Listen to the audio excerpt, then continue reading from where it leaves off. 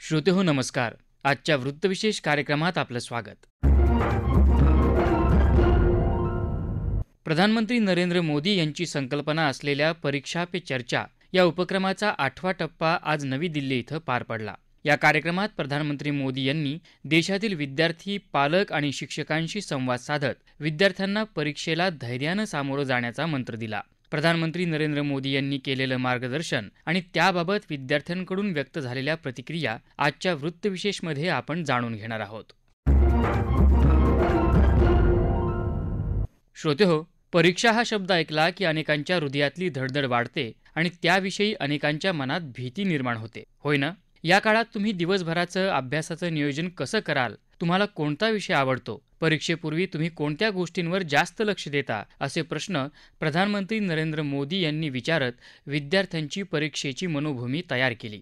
कधी निरोगी शरीरासाठी आहाराचं महत्त्व, तर कधी मानसिक तणाव आल्यावर तो कसा कमी करावा हे समजावून सांगत प्रधानमंत्री नरेंद्र मोदी यांनी आज 10वी आणि 12वीतल्या विद्यार्थ्यांशी मनमोकळ्या गप्पा मारल्या. निमित्त होतं परीक्षा पे चर्चा या उपक्रमाच्या 8व्या आवृत्तीचं. प्रधानमंत्र्यांनी विद्यार्थ्यांशी मनमोकळा संवाद करताना भरड धान्य, त्याचे पौष्टिक गुणधर्म, शारीरिक आरोग्य कसं निरोगी राखावं याबाबत मार्गदर्शनही केलं. ये हमारे समाज जीवन में दुर्भाग्य से ऐसा घुस गया है कि अगर हमने स्कूल में इतना नंबर नहीं लाया, 10th में इतना नहीं आया, 12th में इतना नहीं आया, तो जैसे जिंदगी तबाह हो जाएगी. और इसलिए पूरे घर में तनाव तनाव तनाव हो जाए. तो रात माँ बाप को तो समझा नहीं सकते. अब तो एग्जाम के 2 महीने बचे होंगे. अब उनको कहो माँ अभी भाषण मत दो, ऐसा तो नहीं कर सकते. आपने अपने आप को तैयार करना. इसका मतलब आप पर प्रेशर है.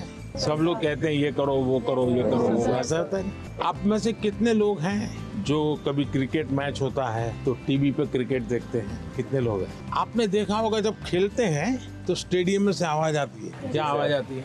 कोई कहता है फोर. अब बैट्समैन क्या करता है? आपको सुनता है कि वो उस बॉल को देखता है. अगर वो इसी में लग जाए, उसने सिक्सर कहा है चलो लगाओ सिक्सर, तो क्या हो जाएगा? इसका मतलब कि बैट्समैन उस प्रेशर की परवाह नहीं करता. उसका पूरा ध्यान उस बॉल पे होता है. अगर आप भी इस प्रेशर को मन में न लेते हुए अपना ध्यान, आज मैंने इतना पढ़ना तय किया, ये अगर कर लेते हैं, आप आराम से उस प्रेशर में से भी अपने आप को दिखा सकते. अगर पिछली बार 30 मार्क्स आए थे, इस बार 35 लाना है. चुनौतियां तो अपने आप को करनी चाहिए. बहुत से लोग खुद से खुद की लड़ाई नहीं लड़ते. क्या कभी आपने खुद से खुद की लड़ाई लड़ना तय किया है? खुद से लड़ना है तो पहले खुद से खुद को मिलना पड़ता है. कभी अपने आप को पूछा है कि मैं जीवन में क्या बन सकता हूँ, क्या कर सकता हूँ, और मैं क्या करूँ तो मुझे संतोष मिलेगा? कई बार अपने आप को पूछना चाहिए. ऐसा नहीं कि आज सुबह एक अखबार में पढ़ लिया तो मन करता है यार ये अच्छा है, दूसरे दिन टीवी पे कुछ देख लिया तो मन करता है ये अच्छा है. ऐसा नहीं. धीरे धीरे अपने मन को कहीं पर स्थिर करना चाहिए. ज्यादातर क्या होता है, लोग इधर उधर मन भटकता रहता. तब जाकर के आप चुनौती किस चीज की करना है वो तय कर सकते हैं. श्रोते हो, जीवनात प्रत्येकानं काहीतरी छंद जोपासावा. जेव्हा जीवनात आपल्याला नैराश्य येतं, आपण जोपासलेला छंद मनाला नवी ऊर्जा देतो, अभ्यासाला प्रेरणा देतो, असं प्रधानमंत्री नरेंद्र मोदी यांनी विद्यार्थ्यांना सांगितलं आणि त्यांचा आत्मविश्वास द्विगुणित केला.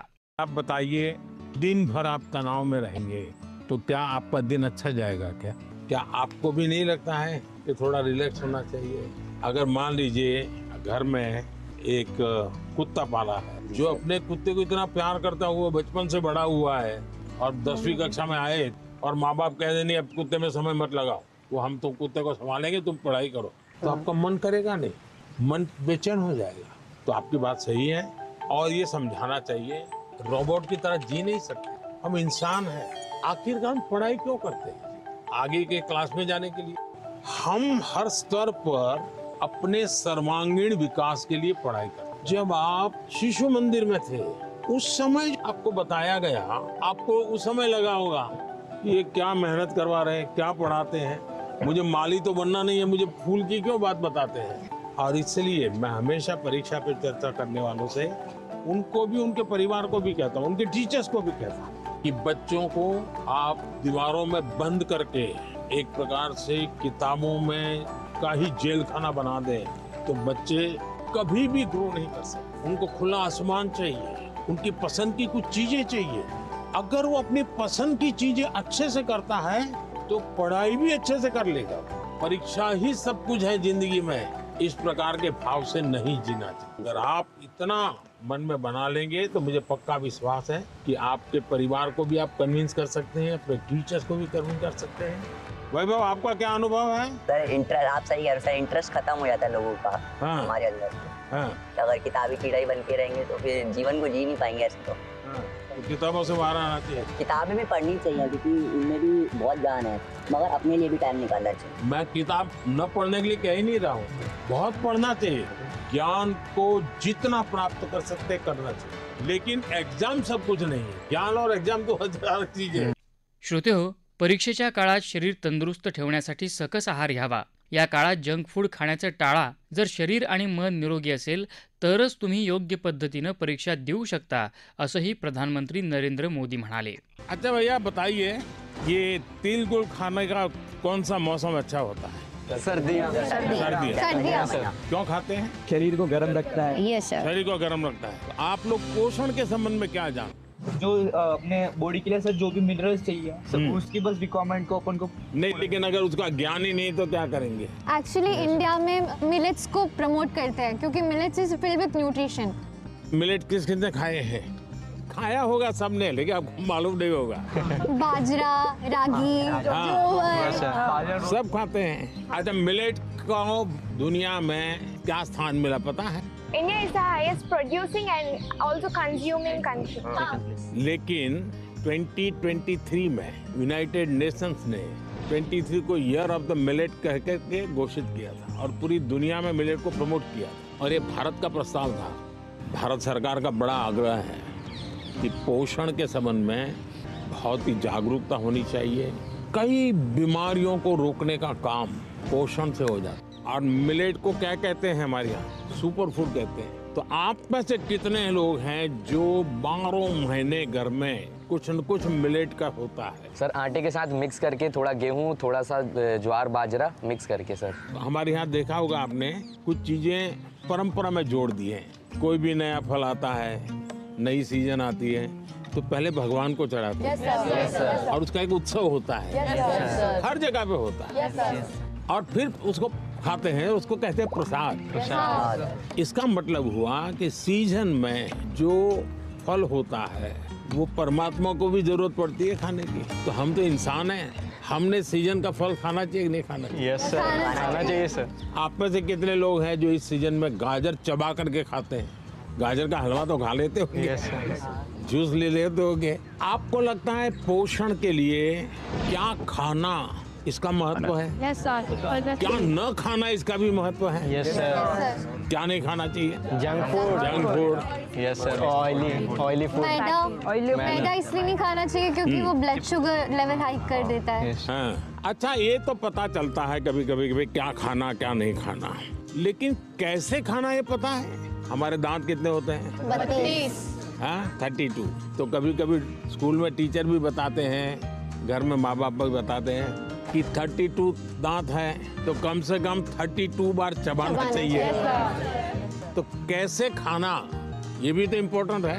Yes sir. तो आप लोग में से कितने हैं जो खाते समय कभी पता ही नहीं, पोस्ट ऑफिस में डालते ऐसे डाल देते हैं, या कोई दोस्त है साथ में तो मन में लगता है ये ज्यादा खा जाएगा तो। अच्छा, आप में से कितने लोग हैं जिनने पानी पीते समय पानी का टेस्ट महसूस किया है? यानी पानी का भी टेस्ट लेते हैं, बड़ा मजा लेते हैं, ऐसे कितने लोग हैं? Yes sir. ऐसा नहीं करते होंगे, दौड़ते आते होंगे स्कूल में? नहीं सर। नहीं, देखिए सच बताना यार, ऐसा मत करो। सच में सर। हम जैसे चाय चुस्की लेके भरते हैं ना, कभी पानी भी ऐसे पी करके देखना चाहिए, पानी का टेस्ट महसूस करना चाहिए। तो कैसे खाना, क्या खाना, तीसरी बात है कब खाना। श्रोतेहो, परीक्षा हा आयुष्याचा एक भाग आहे. केवळ गुण वाढवण्यावर नव्हे तर ज्ञान वाढवण्यावर लक्ष केंद्रित करा, असा मोलाचा सल्ला प्रधानमंत्री नरेंद्र मोदी यांनी दिल्याचं विविध शाळात दाखवण्यात आलेल्या परीक्षा पे चर्चा कार्यक्रमात सहभागी झालेल्या विद्यार्थ्यांनी सांगितलं. ऐकूयात विद्यार्थ्यांच्या काही प्रातिनिधिक प्रतिक्रिया.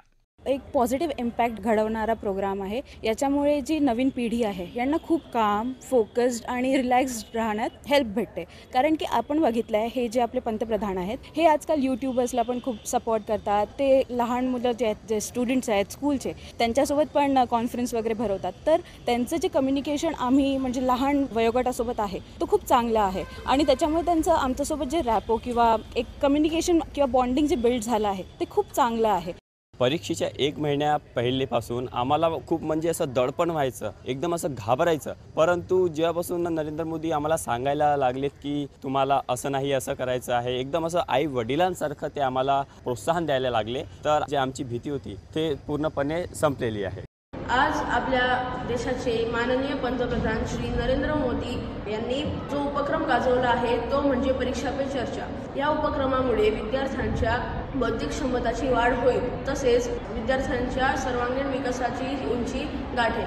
पंतप्रधानांनी हा जो उपक्रम आहे तो आपल्या युवक पिढीच्या भवितव्यासाठी सुरू केला आहे. यामुळेच मला आपल्या पंतप्रधानांचा सार्थक अभिमान वाटतो.